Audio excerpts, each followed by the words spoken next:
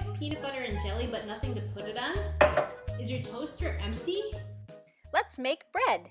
You're going to need 3 cups of flour, a 1/4 teaspoon of instant yeast, 1 1/4 teaspoons of salt, and 1 5/8 cups of water.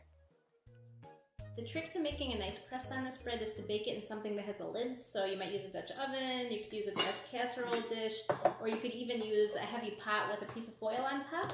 Whatever you use, make sure that it's oven safe up to 500 degrees Fahrenheit just to be on the safe side. So you need 3 cups of flour. I'm doing half bread flour and half whole wheat flour, but you can use all-purpose, whatever you've got. So I'm going to dump in my whole wheat flour. So now I've got bread flour and whole wheat flour. And then you're throwing in your salt. I've got 1 1/2 teaspoons, don't tell anybody. And then a 1/4 teaspoon of instant yeast. And kind of mix it around a little bit. And then you'll be adding 1 5/8 cups of water. And honestly, it's easier to stir it with your hands, I think. So I'm just kind of dragging the flour around through the water. I find that the more flour you get on yourself, the better, because then it shows that you've done some work. Oops, try not to fling it outside the bowl if possible. You could also add, I've put oatmeal in it before, sunflower seeds. You can jazz it up, put some dried fruit in, whatever you like. I'm almost completely mixed together here. Just gonna squeeze it a little bit to get the dry bits incorporated. Okay, so now you should have a nice ball of dough, and you're going to cover it up and let it rest for between 12 and 18 hours so that yeast has a chance to do its magic, like so. And because I have 2 cats, I'm going to keep it in the microwave, because otherwise I have a feeling some curious paws would get into this. Nice and covered, ready to go. Here's a little peek at the dough. Cover it back up and put it in the microwave so nobody messes with it. Wow, it's ready.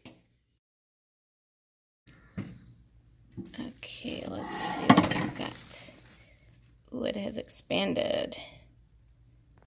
For this next part, you're gonna need coffee. Okay, now I can do it. Okay, so our dough has risen quite a lot, and now we're going to just fold it a couple times.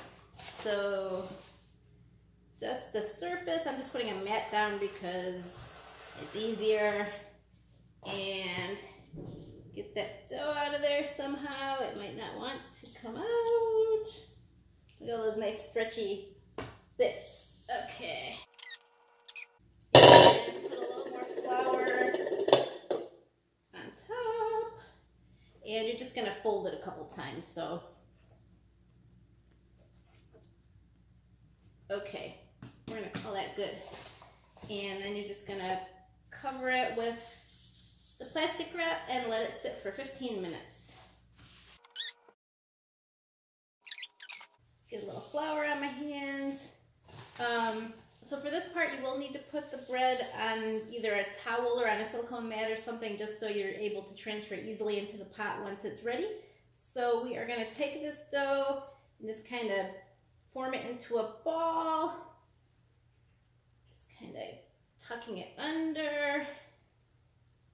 And then the seam side here, we're going to place down. I'm going to just put a little more flour here. And sprinkle a little more flour on top. Okay, and then you're just going to cover it and let it sit for 2 hours. And it should double in size.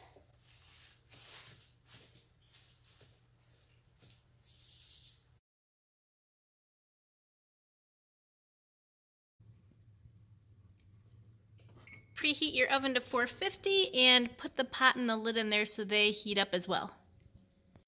Okay, by now, hopefully your dough has doubled in size. Mine has increased in size, but because I used whole wheat flour, I don't think it's quite as poofy as it might have been. Time to put on your astronaut gloves and go get that hot pot out of the oven. Okay, this is where things get a little scary because it is very hot and you just have to dump that dough inside. So I'm going to use the silicone mat to protect my hands while I get flour all over the place. And you just drop it in upside down. If it's not quite even, you can give it a shake to put it in the right place. I don't know if you can see it. Oops, it's a little off center. Hopefully it'll turn out okay. I'm going to put my lid back on and pop this in the oven covered for half an hour. Okay, half an hour has passed. I'm going to take the lid off of this. Just be really careful not to burn yourself because it is hot, hot, hot. Okay, looking good in there, and I'm going to set a timer for 10 minutes. It's been another 10 minutes, and it looks good. The original recipe says 15 minutes, but it's already pretty dark at 10 minutes, so I'm gonna set it there. And if you want to take a look, this is what our bread looks like. So I am going to use my spatulas and pull it out of here so it gets a little break. Look at that crust. Woo-wee! Our bread is cooling off. I can hear little crackling sounds as the crust cools. Okay. Oh, it's bread!